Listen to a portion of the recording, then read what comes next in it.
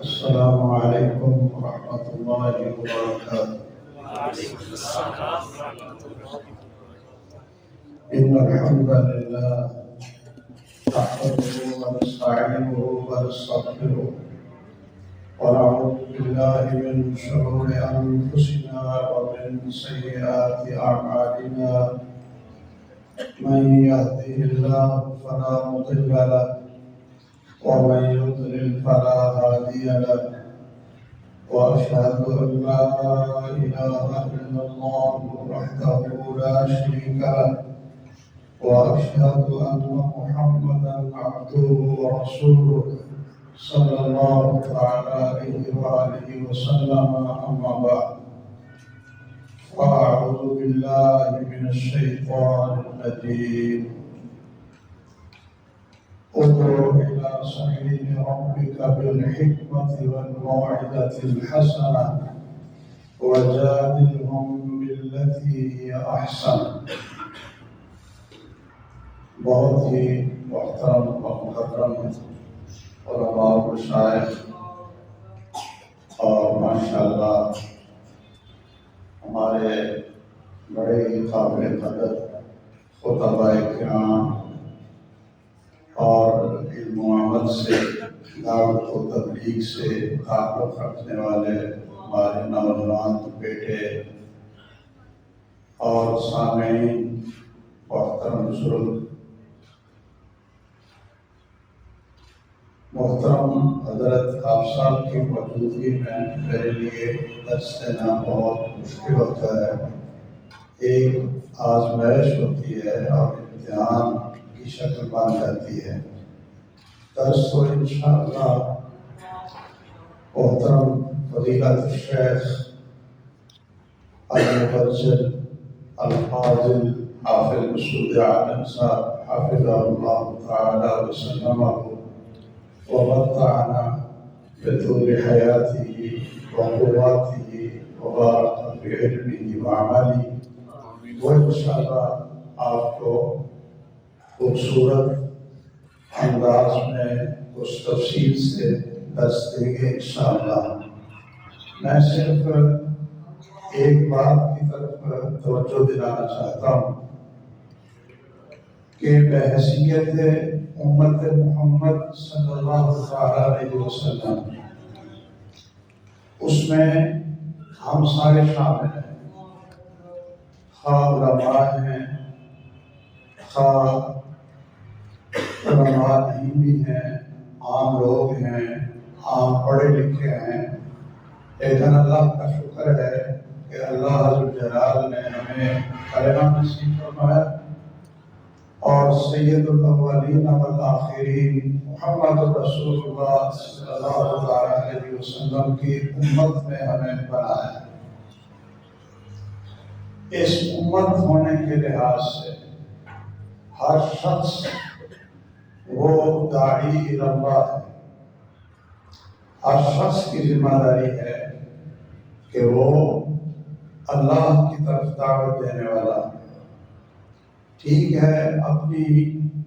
زندگی کی ضروریات کو پورا کرنے کے لیے وہ اپنے کام کرتا ہے، لیکن اللہ عز و جلال نے جو اس امت کو خیر امت قرار دیا، کنتم خیر امت، تم سب سے بہترین امت ہو،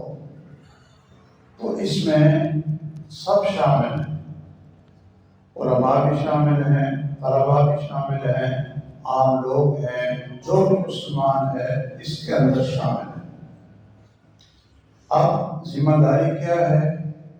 کہ اخرجت للناس، کہ تم صرف اپنی اصلاح کے لیے پیدا نہیں کیے گئے، تمہاری ذمہ داری کیا ہے؟ اخرجت للناس، پورے دنیا جہاں کے لوگوں کو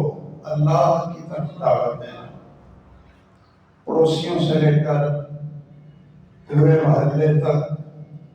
اپنے پورے گاؤں میں، پورے علاقے میں، اور پھر اس سے پوری دنیا میں۔ اخرجت للناس، تم سارے لوگوں کے لیے اس لیے امت محمد کے اندر آئے ہو کہ تم سب کی ذمہ داری ہے کہ تمام لوگوں کو تأمرون بالمعروف نیکی کا حکم دو وتنہون عن المنکر اور برائی سے روکو وتؤمنون باللہ اور اللہ پر ایمان لاؤ۔ تو اس آیت کے لحاظ سے ہر شخص اپنے آپ کو سمجھ لے کہ میری زندگی کے فرائض میں سے ایک بہت بڑا فرض جس کی وجہ سے میں امت محمد صلی اللہ علیہ وسلم میں شامل ہوں، وہ کیا فرض ہے؟ اللہ کی طرف دعوت دینا، اللہ کی توحید کی طرف دعوت دینا، اللہ جلال کی صفات کی پہچان کروانا، اللہ کے رسول محمد رسول اللہ صلی اللہ علیہ وسلم کی سنت اور حدیث مبارک کی طرف دعوت دینا، دین کی طرف دعوت دینا، یہ سب سے پہلا فرض ہے۔ اب اس کے لیے کس چیز کی ضرورت ہے اور ہمارا انداز کیسا ہونا چاہیے، اپنے اندر ہمیں کون سی خوبیاں پیدا کرنی چاہیے اور کون سے صفات پیدا کرنے چاہیے تاکہ اللہ جلال کی طرف یہ دعوت عام پھیلے، ہمارا فرض بھی ادا ہو جائے اور لوگ بھی گمراہی سے نکل کر، شرک اور بدعت سے نکل کر وہ اس راستے پر چل پڑے جو سید الاولین والآخرین محمد رسول اللہ صلی اللہ علیہ وسلم کا راستہ تھا۔ یہ موضوع تو بہت لمبا ہے لیکن میں صرف ایک بیان کرنا چاہتا ہوں جو ہم سب کے اندر ہونی چاہیے۔ باقی جو صفات ہیں اور جو انداز ہیں، جو فرائض ہیں، جو ایک داعی کے اسلوب ہیں، وہ ایک لمبا موضوع ہے۔ میں ان میں سے صرف ایک بات کی طرف، چونکہ ماشاءاللہ علماء کرام بھی ہیں، طلبہ علم بھی ہیں، اور بھی مجھے نظر آ رہا ہے کہ بڑے ماشاءاللہ دین کے اور سنت رسول صلی اللہ علیہ وسلم میں چلنے والے بڑے خوبصورت چہرے نظر آ رہے ہیں۔ تو میں صرف ایک بات کی طرف آپ حضرات کو متوجہ کرنا چاہتا ہوں۔ جو بھی داعی ہے، جو بھی مسلمان ہے، جو بھی امت محمد صلی اللہ علیہ وسلم کا فرد ہے اور یہ فرض ادا کرنا چاہتا ہے، وَمَنْ أَحْسَنُ قَوْلًا مِّمَّنْ دَعَا إِلَى اللَّهِ، کہ میں لوگوں کو اللہ کی طرف دعوت دوں، تو اس کے لیے جو بہت ہی ضروری صفت ہے اور خوبی ہے کہ وہ بہت سمجھدار ہو، تحمل، بردباری والا اور لوگوں کے ساتھ حسن اخلاق سے پیش آنے والا، وہ اس حکیم کی طرح ہو، اس ڈاکٹر یا طبیب کی طرح ہو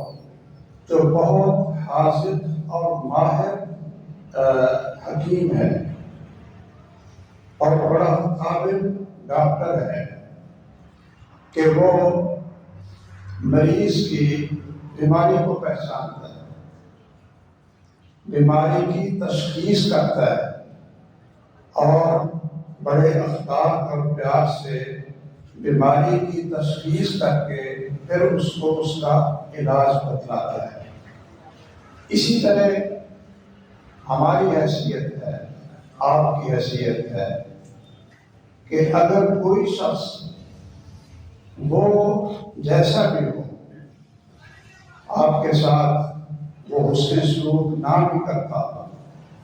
اس کو ادب آداب نہ بھی آتے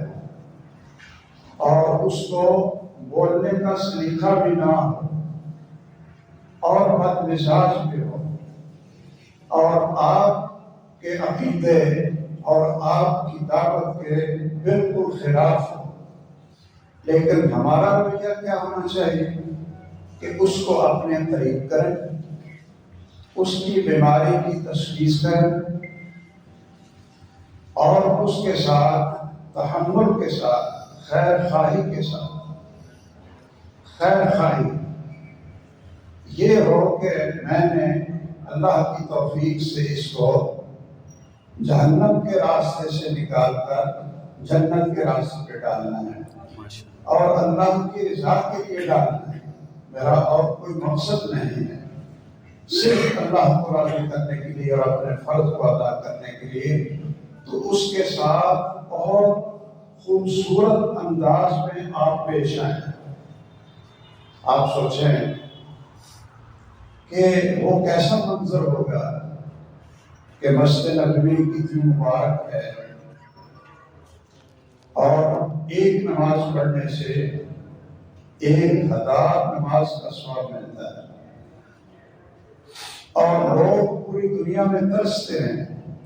کہ ہمیں مسجد نبوی کی زیارت ہو اور وہاں نماز پڑھنے کا موقع ملے۔ رسول اللہ صلی اللہ علیہ وسلم کا انداز کیا تھا کہ آپ عام لوگوں کو اپنی مجلس میں آنے کی اجازت دیتے تھے، عام لوگوں کو، وہ ان پڑھ بھی تھے، جاہل بھی تھے، بلکہ آپ یہ کہہ لیں کہ یہودیوں کو بھی رسول اللہ صلی اللہ علیہ وسلم کے پاس آنے کی، بیٹھنے کی، مسجد میں آنے کی اجازت تھی۔ آپ نے اپنے علماء سے سنا ہوگا، صحیح بخاری میں حدیث ہے کہ ایک یہودی نوجوان تھا، یہودی، اور وہ رسول اللہ صلی اللہ علیہ وسلم کے پاس آ کر بیٹھتا، آپ کی مجلس میں بیٹھتا، آپ اس سے بہت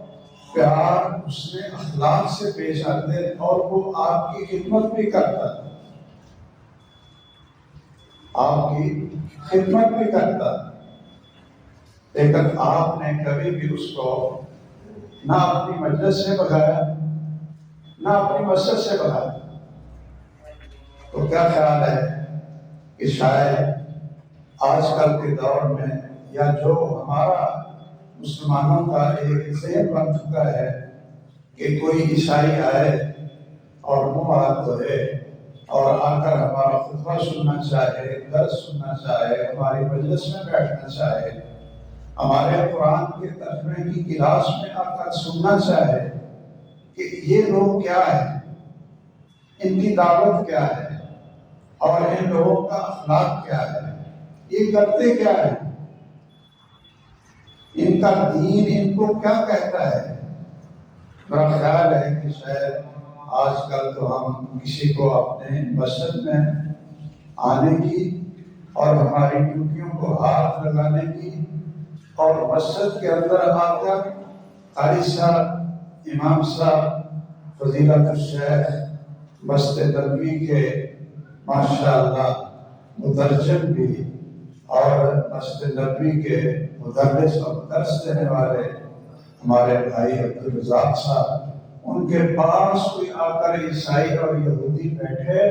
تو شاید شاگردی برداشت نہ کرے کہ یہ پلیت آدمی ہماری چھٹیاں بھی خراب کر رہا، ہمارے مسجد بھی پلیت کر رہا۔ لیکن محمد رسول اللہ صلی اللہ علیہ وسلم کا اخلاق کیا تھا؟ یہودی ہے، آپ کی خدمت بھی کرتا ہے، پانی لا دینا، آپ کا جوتا اٹھانا، کوئی چیز کی ضرورت ہو وہ آپ کو لا کر دینا۔ تو رسول اللہ صلی اللہ علیہ وسلم نے ایک دن دیکھا کہ وہ آپ کی مجلس میں نہیں آیا۔ آپ نے لوگوں سے پوچھا کہ وہ کہاں ہے؟ لوگوں نے بتایا، پتہ کیا تو پتہ چلا کہ وہ بیمار ہے۔ اب دیکھیے ذرا کہ جن لوگوں کو ہم توحید اور سنت کے قریب لانا چاہتے ہیں، اپنی مسجد کے ساتھ جوڑنا چاہتے ہیں اور ان کی خیر خواہی کرنا چاہتے ہیں، تو ہمیں کتنا کچھ برداشت کرنا پڑے گا۔ ہمارا رویہ کیا ہونا چاہیے؟ رسول اللہ صلی اللہ علیہ وسلم کو صحابہ کرام نے بتلایا کہ وہ تو بیمار ہے، تو رسول اللہ صلی اللہ علیہ وسلم اب کیا کرتے ہیں کہ اپنے اکابر صحابہ، اپنے ساتھیوں کو، اللہ اکبر، جو ہر وقت آپ کے ساتھ بیٹھنے والے سیدنا ابو بکر ہیں، سیدنا عمر ہیں، کیسی کیسی مقدس اور پاکیزہ ہستیاں ہیں، آپ صحابہ سے کہتے ہیں کہ چلو اس یہودی نوجوان کے گھر جاتے ہیں، اس کی تیمارداری کریں۔ تو ہمیں ہمارے اندر کبھی حوصلہ پیدا ہوا کہ محلے میں یا کم از کم جو ہماری مسجد کا نمازی ہے وہ نہیں آ رہا، کیا وجہ ہے؟ ہم تو اپنی مسجد کے نمازیوں کے بارے میں یہ نہیں سوچتے کہ وہ بیمار ہے، ایکسیڈنٹ ہو گیا ہے، اس کو کسی چیز کی ضرورت ہے، اور ہماری ضرورت ہے، کوئی مالی ضرورت ہے، کوئی اخلاقی ضرورت ہے، تو دوسروں کے ساتھ ہم یہ رویہ کیسے رکھیں گے؟ یہ بہت فرق ہے ہماری دعوت میں اور محمد رسول اللہ صلی اللہ علیہ وسلم کے طریقہ دعوت میں۔ آپ ان کے گھر چلے، پاس جا کر بیٹھے اور مقدس ترین پاکیزہ ہستیوں کو ساتھ لے کر گئے، صحابہ کرام کو ساتھ لے گئے۔ اس بیٹے کے پاس بیٹھے ہیں تو اس کا باپ وہ عالم تھا، یہودی عالم تھا، وہ بھی دیکھ رہا تھا کہ بیٹا سخت بیمار ہے اور شاید اس کے آخری سانس ہو، آخری وقت ہو، اور وہ اس کے سر کے قریب بیٹھ کر سرانے کی طرف تورات کی تلاوت کر رہا تھا کہ بچے پر آسانی ہو گیا۔ پتہ نہیں ہمارے ہاں یہ رواج کہ جو زیادہ بیمار ہو یا موت کے قریب ہو اس کے پاس بیٹھ کر قرآن پڑھنا، یہ شاید ان سے لیا ہے مسلمانوں نے، یا ضعیف روایتوں کی بنیاد پر اقرأ ولا موتاکم یاسین، شاید اس کی وجہ سے یہ ایک نیا کام ہمارے ہاں بھی شروع ہوا ہے۔ آپ وہاں گئے، بیٹھے، اس بچے کا حال پوچھا تو رسول اللہ صلی اللہ علیہ وسلم نے فرمایا یا غلام قل اشہد ان لا الہ الا اللہ وان محمد رسول اللہ، اے نوجوان کہہ دو اشہد ان لا الہ الا اللہ واشہد ان محمد رسول اللہ، یہ بول دو، کہہ دو۔ اب اس نے یہ کلمہ پڑھ لیا اور وہ فوت ہو۔ تو رسول اللہ صلی اللہ علیہ وسلم نے کیا فرمایا؟ کہا الحمدللہ الذی انقذہ من النار، ساری تعریفیں اس اللہ کی ہیں، میری کوئی خوبی نہیں۔ ہم تو کسی کو اگر توحید و سنت والا بنا لیں یا مسلمان بنا لیں تو ہم اپنے آپ کو سمجھتے ہیں کہ میں بہت بڑا داعی ہوں اور یہ میرا علم ہے، میرا کمال ہے، میری بصیرت ہے، لیکن یہ بھی تربیت ہے ایک کہ رسول اللہ صلی اللہ علیہ وسلم نے کیا فرمایا؟ الحمدللہ، یہ ساری تعریفیں اللہ کی ہیں کہ جس نے اس نوجوان کو جہنم کی آگ سے بچایا۔ تو اس طرح ہمیں بھی چاہیے کہ ہم اپنا اخلاق بنائیں اور جتنے بھی لوگ ہیں ان کو اپنے پاس بٹھائیں، ان کو اپنے قریب کریں اور ان کی باتوں کو برداشت کریں۔ حضرت آپ صاحب جانتے ہیں ہمارے محترم شیخ کہ میں جب کراچی سے جامعہ ابی بکر سے فیصل آباد آیا جامعہ سلفیہ میں پڑھانے کے لیے، تو وہاں ایک جماعت تھی جو اپنے آپ کو کہتے تھے جماعت المسلمین، جماعت المسلمین کہتے تھے، اور باقی سب کو وہ کافر اور مشرک کہتے تھے، اہل حدیث کو بھی مشرک اور کافر کہتے تھے۔ یہ جو کراچی والی جماعت تھی ان سے الگ ہو کر انہوں نے اپنی الگ جماعت بنا لی تھی، تو اس میں تقریباً 24-25 آدمی تھے۔ اب چاہیے یہ تھا کہ ان کے اشکال ان کی بیماری، ان کے شبہات کو دیکھا جائے اور ان کو سن کر ایک عالم اللہ کی توفیق سے دلائل کے ساتھ ان کو قائل کرے اور ان کو اپنے قریب آنے کی دعوت دے۔ لیکن کیا ہوا کہ انہوں نے مجھے خود بتایا کہ وہ پاکستان کے جو بڑے بڑے مشہور خطباء تھے وہ ان کو سمجھتے تھے کہ یہ سب سے بڑے عالم ہیں۔ انہوں نے مجھے نام بھی بتایا، میں نام ذکر نہیں کرتا، وہ اللہ کے پاس جا چکے ہیں، اللہ ان کی کوشش اور محنتوں کو قبول فرمائے۔ بڑے بڑے علماء کے پاس گئے اور جا کر جب یہ پتہ چلتا کہ بھئی یہ تو ہمیں کافر کہتے ہیں، یہ آئے ہیں سوال کرنے کے لیے اور یہ مسلمین ہیں اور ہمیں کہتے ہیں کہ تم مشرک ہو، تو وہ ہمارے جو خطباء تھے، جو علماء تھے، وہ ان کو بخار دیتے، دفع ہو، ہم کافر ہیں، آپ مشرک ہیں، ہم سے بڑا توحید والا کون ہے، تو ہمیں مسلمان نہیں سمجھتے ہو، آپ کے دماغ خراب ہے، دوڑ جاؤ۔ یہ کیفیت تھی اور وہ اور پختہ ہوتے گئے، وہ جماعت ان کی اور بڑھتی گئی کہ جی اہل حدیث علماء کے پاس اور ان کے شیوخ الحدیث کے پاس تو یہ اخلاق میں ہماری بات نہیں سنتے، ہمیں قریب ہی نہیں بٹھاتے۔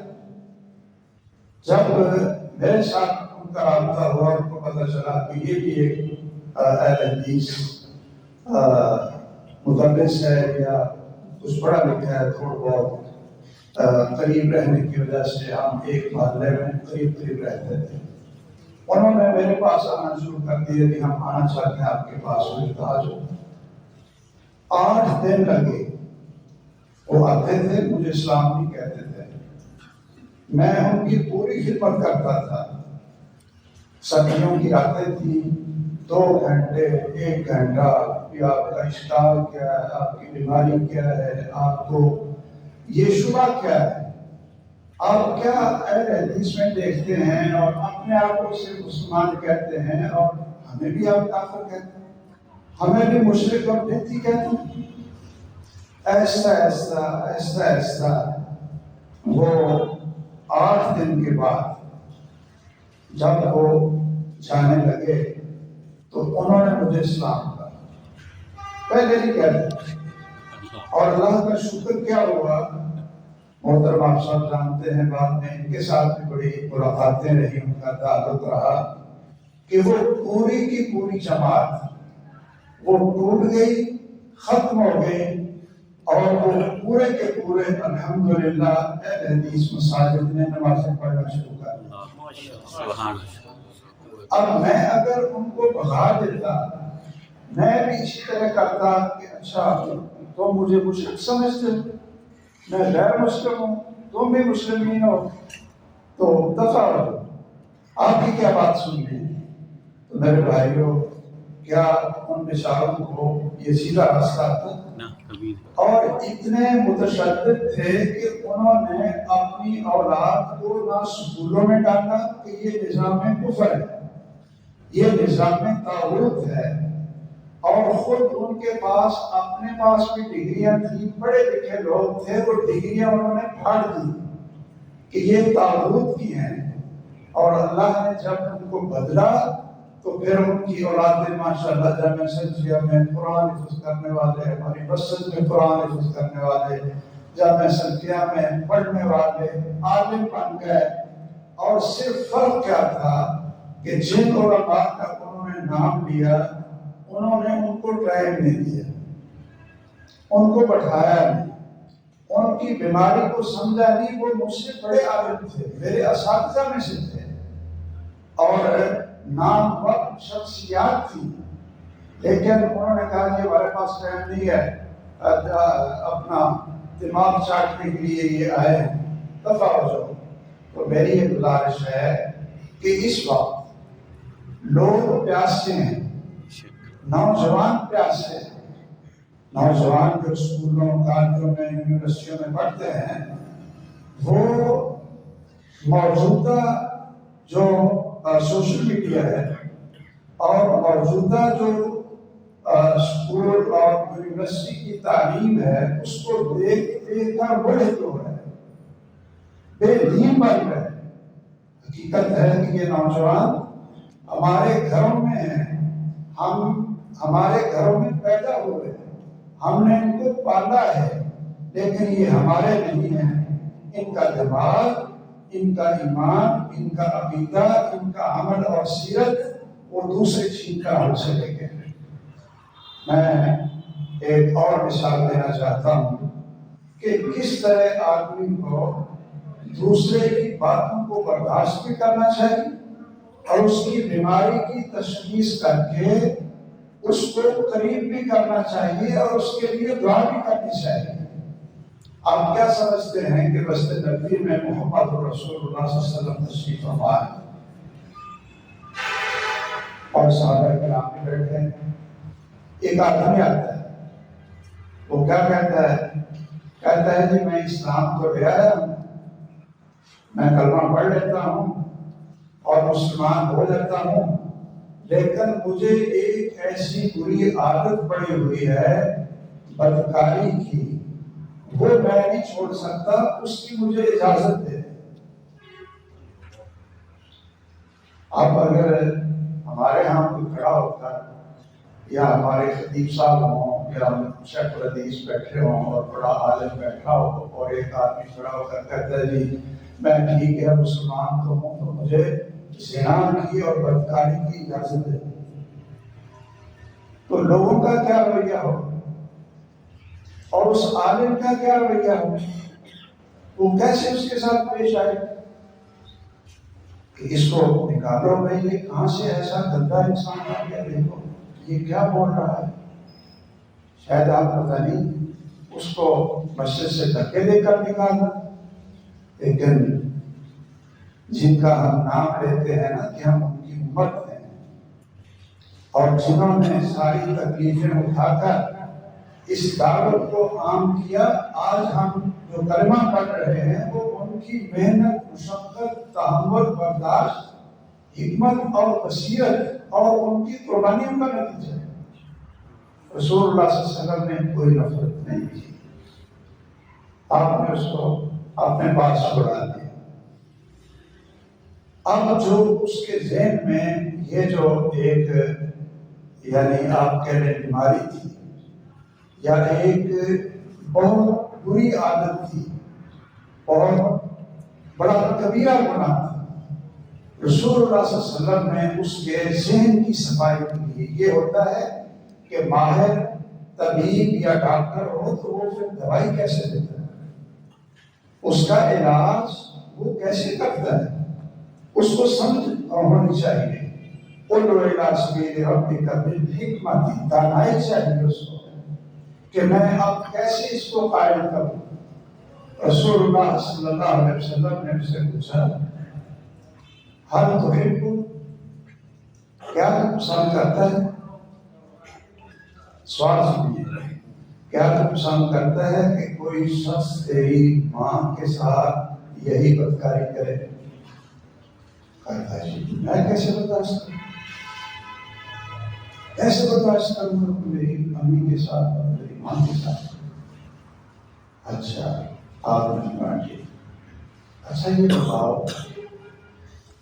کہ آپ کا رویہ کیا ہوگا، کیا آپ پسند کریں گے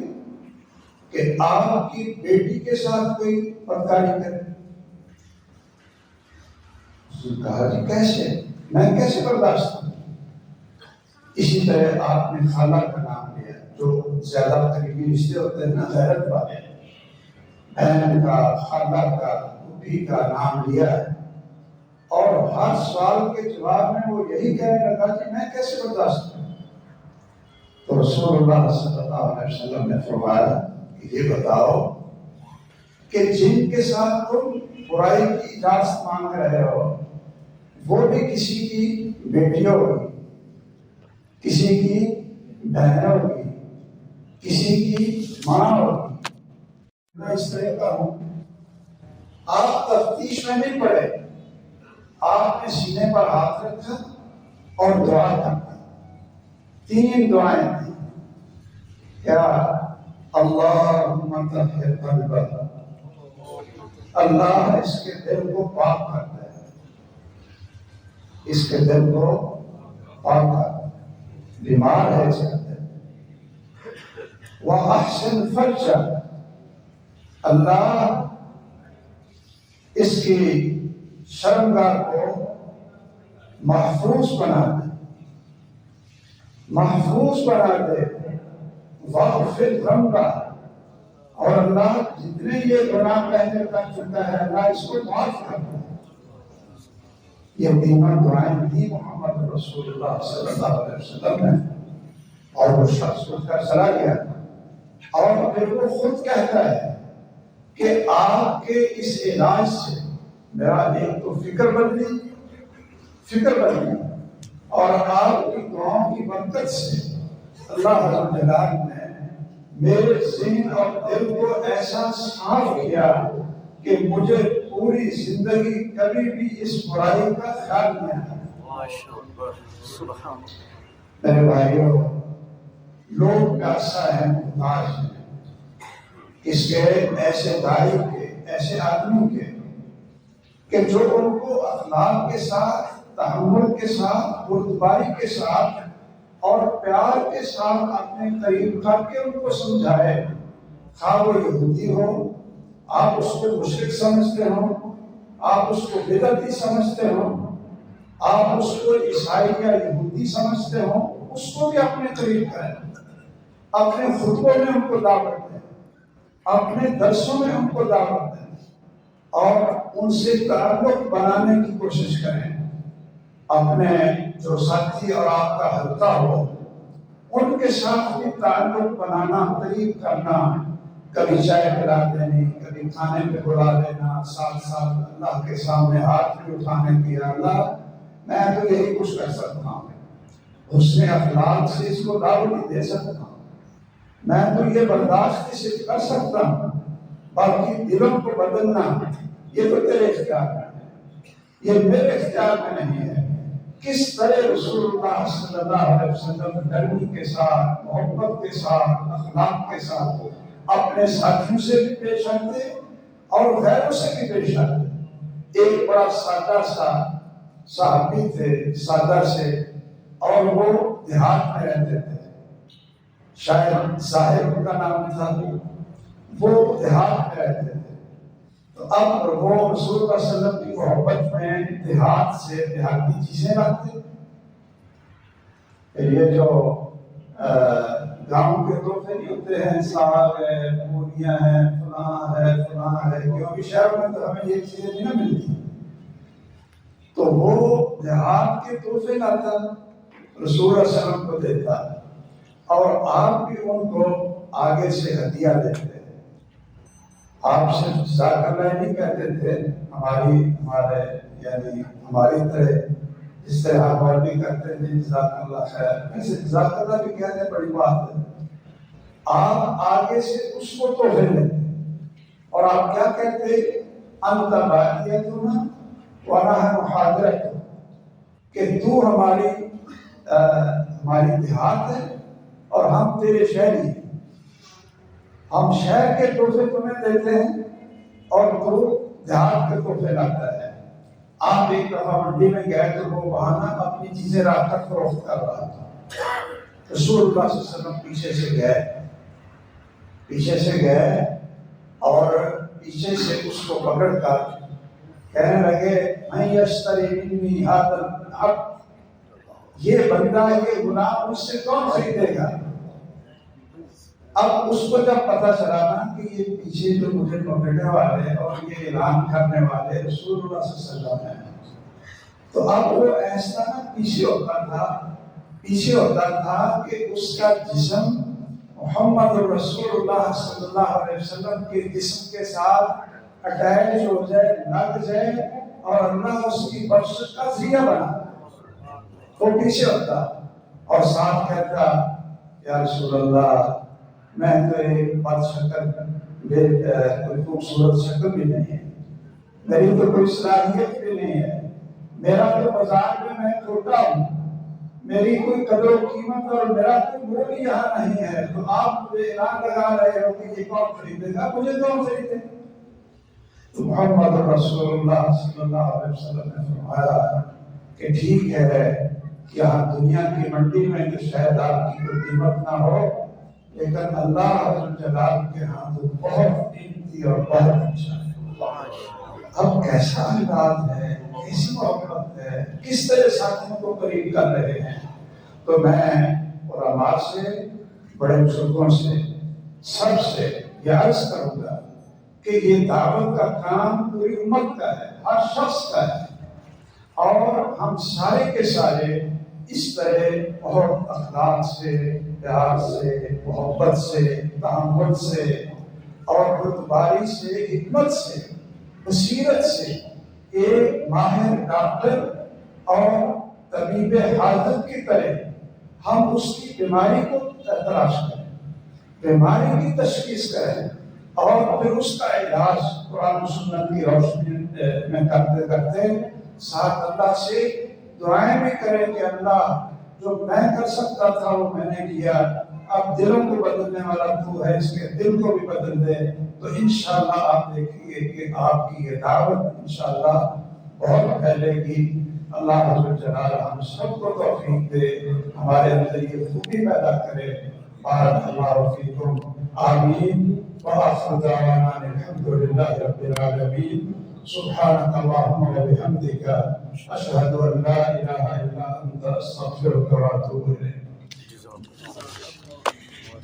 الحمد لله نحمده ونستعينه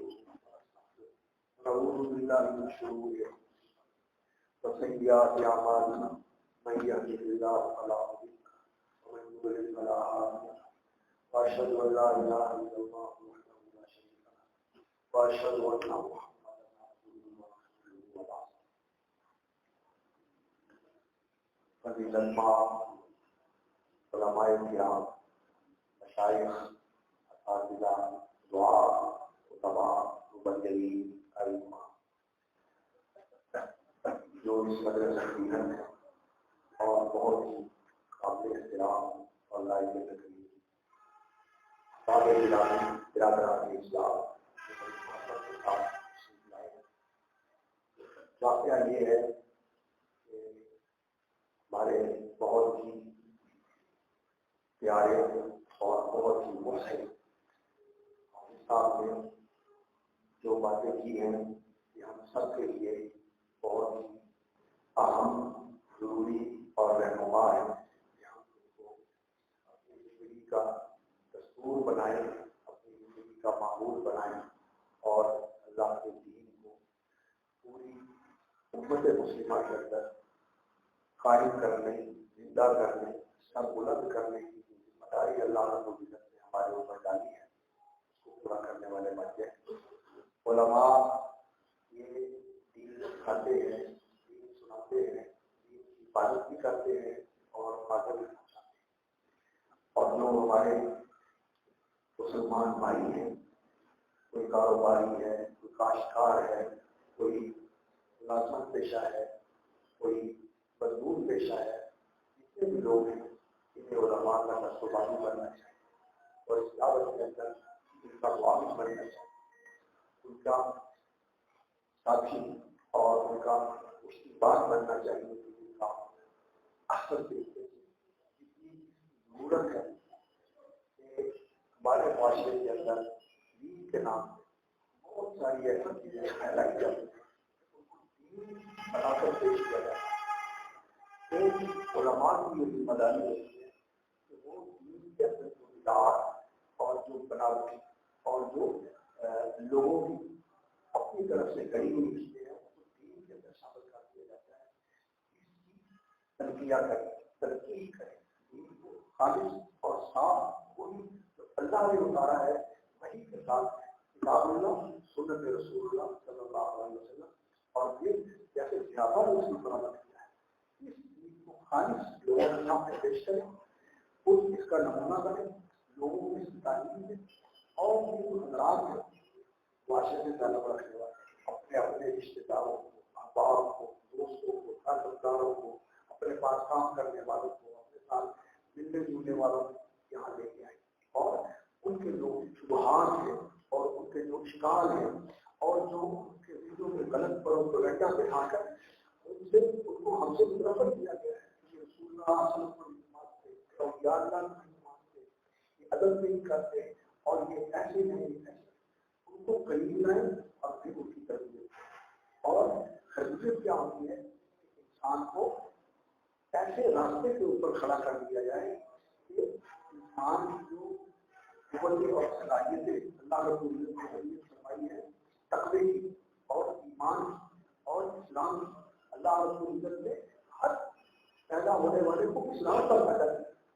کل مولود یولد علی الفطرہ، اور فطرت کیا ہے؟ وہ ہے اللہ کی توحید، اللہ کی پہچان، اللہ کی فرما برداری، اس پر انصاف کرنا،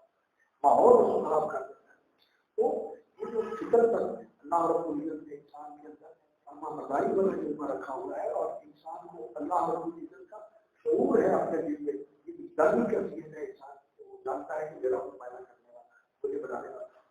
اللہ کی معرفت، اللہ کے ساتھ محبت، کہ اللہ رب العزت کی رضا اور خوشنودی کے لیے اس کی فرما برداری والی زندگی، اور پھر اس زندگی کو اپنانے کے لیے جو رول ماڈل ہے ہمارے پاس، جو اسوہ ہے، جو قدوہ ہے، وہ محمد رسول اللہ صلی اللہ علیہ وسلم ان کا جو کتاب میں ذکر کرنا، تعلیم تقریم آپ کے حقوق کے ساتھ، آپ کے احسانات کے ساتھ، آپ کا مقام و مرتبہ، آپ کا عزت کو ان کے نظر میں آپ کو عطا فرمایا ہے، ان لوگوں کے ساتھ بیان کیا گیا۔ ہمارا یہ ہوتا ہے کہ پہلے جو اپنے امتیازی اور درست مسائل ہیں انہیں کو لے کے بیٹھ جاتے ہیں اور جو ان کے اندر کمزوریاں ہوتی ہیں ان کو نامی پیش کر کے پوری طرح ان کو مشقت کر کے تمہارے ذریعے ہیں، تمہارے ذریعے ہیں، تو کیسے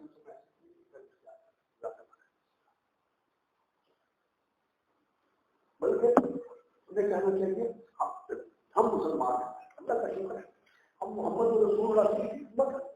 ہمارے پاس ہمارا دین محفوظ ہے، اللہ کا کلام محفوظ ہے، اللہ کے رسول صلی اللہ علیہ وسلم کی سیرت محفوظ ہے۔ اللہ تعالیٰ نے آپ صلی اللہ علیہ وسلم کو ایسے دور میں پیدا کیا جو مکمل تاریخی دور تھا، آپ صلی اللہ علیہ وسلم کی پوری زندگی اللہ رب العزت نے اس تاریخ کے اندر آپ کی سیرت، آپ صلی اللہ علیہ وسلم کی زندگی، آپ صلی اللہ علیہ وسلم کے حالات اللہ تعالیٰ نے محفوظ فرما دیے۔ ایسا کسی بھی نبی کے بارے میں ریکارڈ نہیں ہے کہ وہ ایسے تھے، اتنا ریکارڈ رسول اکرم صلی اللہ علیہ وسلم کے بارے میں ہے، اور جیسے رسول اکرم صلی اللہ علیہ وسلم کے تعلیم، آپ صلی اللہ علیہ وسلم کے سنت، آپ کا طریقہ، یہ ہمارے سامنے ہے، ایسے ہی جیسے ہم اب مسلم ہیں۔ یقین کیا نہیں جو قرآن حکیم کے اللہ رب العزت نے فرمایا کیف تکفرون وانتم تتلی علیکم آیات اللہ، تم کیسے کفر کا راستہ اختیار کرتے ہو، دین سے دور ہوتے ہو، کیف تکفرون وانتم تتلی علیکم آیات اللہ، اور تم وہ ہو کہ تمہارے سامنے اللہ کا قرآن پڑھا جاتا ہے، اللہ کا قرآن تمہارے سامنے، اور دیکھ لو اللہ کیا کر رہے ہیں، اللہ کا کلام ہے تمہاری رہنمائی کے لیے موجود ہے، سب لوگوں کے لیے اللہ تعالیٰ نے اس کو ہدایت بنایا ہے ذلی نام، اور یہ اللہ اکبر قرآن مجید حاضر قرآن یہدی للتی ہے، وہ راستہ دکھاتا ہے جو بالکل سیدھا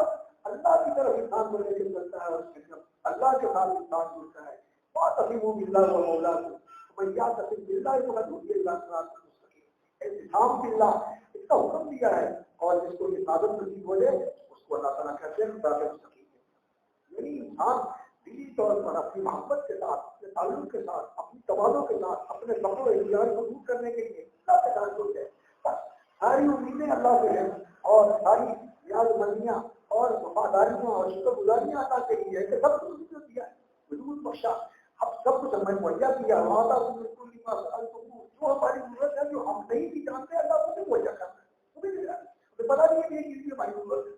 اور اسی طرح رسول اکرم صلی اللہ علیہ وسلم کی ذات آپ صلی اللہ علیہ وسلم اور بھی خیر خاطر حدیث علیکم بالمؤمنین عزیز علیہ ما رسول اکرم صلی اللہ علیہ وسلم کے ساتھ جوڑے، آپ صلی اللہ علیہ وسلم کی محبت، آپ صلی اللہ علیہ وسلم کی عظمت، آپ صلی اللہ علیہ وسلم کا احسان، اور پھر کہ ہمارا مقام کیا ہے، ہم دین کے گواہ ہیں، وداع الناس تکونوا شہداء علی الناس یقول رسول اللہ اللہ کے رسول صلی اللہ علیہ وسلم نے تمہارے سامنے دین کی گواہی دی، اپنی زبان سے بھی دی ہے، اپنے عمل سے بھی دی ہے، اپنے تعامل سے بھی دی ہے، اخلاق سے بھی دی ہے، آداب سے بھی دی ہے دین کی دعوت، اور تم نے بھی اسی طرح دعوت دی۔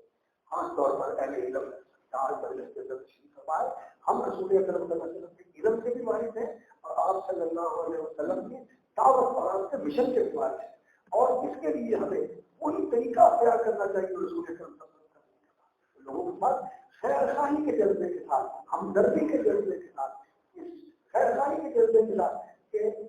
جب کوئی وبا پھیلتی ہے تو اس وبا کے اندر لوگ رضاکارانہ طور پر اس بیماری کو ختم کرنے کے لیے، اس پر قابو پانے کے لیے اور لوگوں کا علاج کرنے کے لیے سارے سرگرم ہو جاتے ہیں، حکومت حرکت میں آ جاتی ہے، لوگ بھی رضاکارانہ طور پر دوائیاں دیتے ہیں، جو ہے وہ کیمپ لگاتے ہیں اور جو دوسرے لوگ ہوتے ہیں وہ استعمال خرچ کرتے ہیں۔ جب وبا پھیلی ہوتی ہے تو یہ لوگ سارے محسوس کرتے ہیں کہ اب ہماری ذمہ داری ہے کہ ہم لوگوں کو اس سے بچائیں اور اس وبا کے اندر لوگوں کو موت کا اور بربادی کا شکار ہونے سے محفوظ کریں۔ لیکن اس وقت جو بربادی ہے اور جو اس وقت کا بہت بڑی بیماری ہے اور بہت بڑی فساد کی جڑ ہے، اس سے لوگ بھی دین ہو رہے ہیں، ہمارے مسلمان بھی دین ہو رہے ہیں، پڑھے لکھے بھی دین ہو رہے ہیں اور دور جا رہے ہیں، اور جو دین کے اندر ہے ان کے پاس برابری ہے، ان کے پاس کھوٹا دین ہے، ان کے پاس جعلی دین ہے، اس کو دین سمجھتے ہیں۔ تو علماء کی بڑی ذمہ داری ہے کہ وہ صحیح دین بتائیں اور جیسے آپ صاحب نے بتایا تو ان کا درد ہو، ان کی سرکاری ہو، ان کے لیے فکر مند ہو۔ رسول اکرم صلی اللہ علیہ وسلم کی جو کیفیت تھی، آپ صلی اللہ علیہ وسلم کو ہمارے آسان فرمایا کرتے تھے، نبوت کا درد تھا صلی اللہ علیہ وسلم۔ لعل تبارك نفسك على آثارهم إن لم يكونوا يؤمنوا بهذا الحديث أسفا۔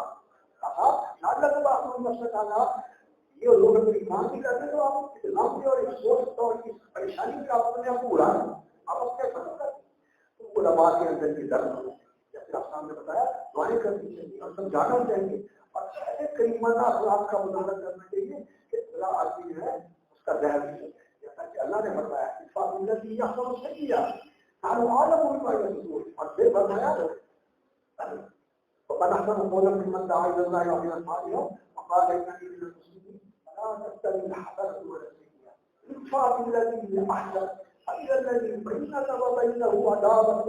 كانه ولي حميم وما تلقاها الا الذين صبروا وما تلقاها الا ذو حظ عظيم۔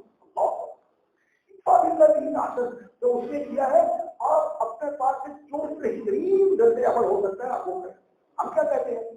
عید کا جواب پتھر سے ملے گا، ایک سناؤ گے 10 سناؤ گے، یہ کرو گے یہ کر دیں گے، تو یہ نہیں اس کا درد، اسلام کا جذبہ، اس کی ہر خیر کا جذبہ انسان کے اندر ہے۔ ایک بات مجھے یاد ہے، قاری عبدالقوی صاحب ہوتے تھے نا ادھر یونیورسٹی، قاری عبدالقوی صاحب اخبار پاکستان میں بھی آتے رہے ہو، تو انہوں نے مجھے سنایا، اللہ تعالیٰ ان کی مغفرت فرمائے، ہمارے بزرگوں میں سے کہتے ہیں چینی والی مسجد کے ایک امام، چینی والی مسجد کے ایک امام صاحب اور وہ اہل دین تھے، چینی والی مسجد جو ہے وہ پرانی آبادی کے اندر ہے، وہاں سے وہ آتے اپنے گھر سے نماز پڑھانے کے لیے اور انہیں نماز پڑھا کے جاتے، تو ایک آدمی تھا جو ان کے راستے میں وہ دوسرے طبقے کے ساتھ تعلق رکھنے والا تھا، یہ الگ چیز کے بارے میں بدگمان اور بدگمانی بھی کرتا، تو وہ آتے تو وہ ان کو اونٹ مول بکتا، تو پھر جاتے تو پھر بھی وہ ایسی باتیں کرتا، استاد آ گیا دیکھو اور یہ دیکھو ہے جو گناہ کرتے تھے ایسے اس طرح کی باتیں کرتے، اور کبھی کبھی وہ لگام سے پکڑنے لگتا ہے، تو آتے جاتے سنتے خاموشی سے چلے جاتے۔ ایک دن اس نے کچھ زیادہ ہی کیا ان کے ساتھ بدتمیزی کا مظاہرہ، تو وہ جا رہے تھے واپس نماز پڑھا، تو وہاں دروازے کے سامنے چوکٹ، وہاں ایک بیٹھ کو چھڑی بھی بنی ہوئی تھی، جیسے دروازوں کے اوپر چھڑی بنی ہوئی تھی، تو وہ چھڑی کے اوپر بیٹھ گئے اور اس طرح وہ کر دیا۔ جب وہ بیٹھ گئے اور دیکھنے لگے تو وہ حیران ہو گیا اور کہنے لگا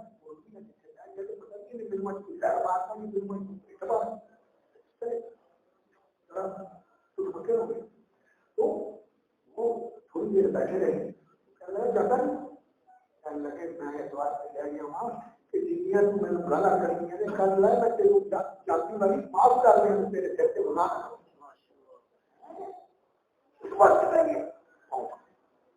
یہ چیز ہوتی ہے اخلاق، اخلاق یہ ایسی چیز ہے، اور آپ کا دوسرے سے ضرور کرنا اچھا حصہ ہمارے چلیے خودی آپ کا چاہیے، اس چیز کی ضرورت ہے، گاڑی کے لیے اس چیز کی ضرورت ہے، ہمیں اس کا احترام کرنا چاہیے اور آپ لوگوں کو ساتھ دینا چاہیے، اور نہیں چاہیے ہر دین ہمارے پاس، توحید ہمارے پاس، سنت ہمارے پاس، سیرت ہمارے پاس ہے، اور لوگ جو ہے وہ اس کے نام پر لوگوں کو ایسی چیزیں بتاتے ہیں جو خالص نہیں ہے، خالص دین ہمارے پاس ہے، لیکن ہمارے اندر وہ بٹھا ہمارے اندر وہ جذبہ نہیں ہے، خود لاکھ ہوا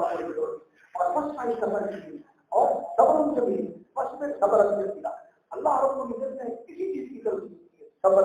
علم اب گزر ہم آپ صاحب کے پاس جاتے تھے جب وہ ایمان کے اندر درس ہوتا تھا تو کئی دفعہ انہوں نے مجھے کہا کہ بیٹا درس دینا ہے علم کے ساتھ علم کے اوپر درس دو اور علم کے ساتھ اخلاق کے اوپر درس دو، علم کے ساتھ آداب کے اوپر درس دو۔ یہ چیزیں ہمارے اندر سے ادب نکل گیا، خلق نکل گیا، تحمل نکل گیا، علم نکل گیا، جذباتی اور بہت زیادہ جلد باز اور بڑا سچی رسے بن دینے والے ایسے نہیں ایسے میرے بھائیوں کو اپنی اطلاع کرے تربیت کی اور اطلاعی نشید تھی باقی صاحب نے ماشاء اللہ سارا بیان کر دیا۔ اس طرح معاشرت کے دل بڑا آئیے در حدیث سے سیکھ رہا میری اور اپنا مبارک اللہ رب العزت خیر اور ہمارے بھائی صاحب کو بڑے ہی ہمارے مہربان ہیں، اتنے مخلص اور محبت کرنے والی سچی بات ہے۔ اس زمانے میں اس طرح کی محبت کا تعلق رکھنے والے اور کرنے والے لوگ بہت یہ تو نہیں کہتا نایاب ہے لیکن کامیاب ہو، نایاب تو نہیں کامیاب ہے۔ تو اللہ تعالیٰ اس کو ہدایت خیر دے اور ان کی کوشش میں سے ان کے والد صاحب کی قربانیاں قبول کرے،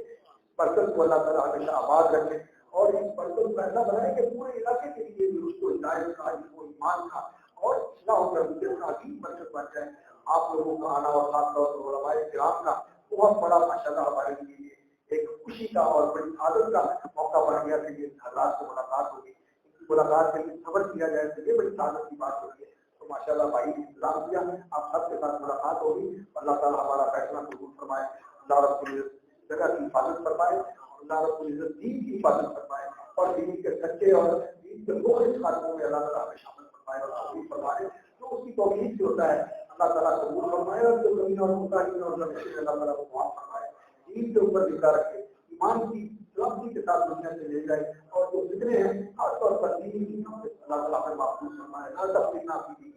اور نہ جاننا فتنہ کرنے کو اللہ تعالیٰ ہماری حفاظت